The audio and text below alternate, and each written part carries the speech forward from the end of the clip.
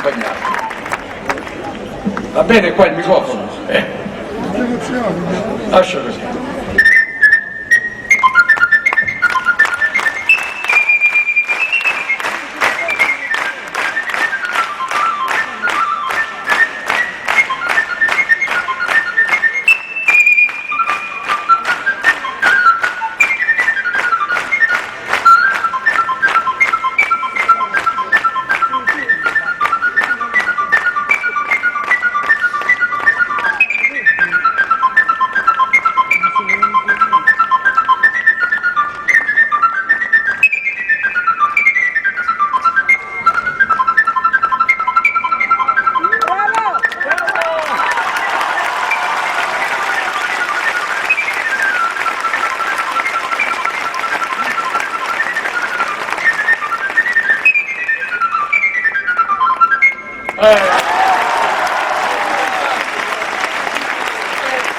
Questo come grandi flautisti, ma se ne fa anche musica classica.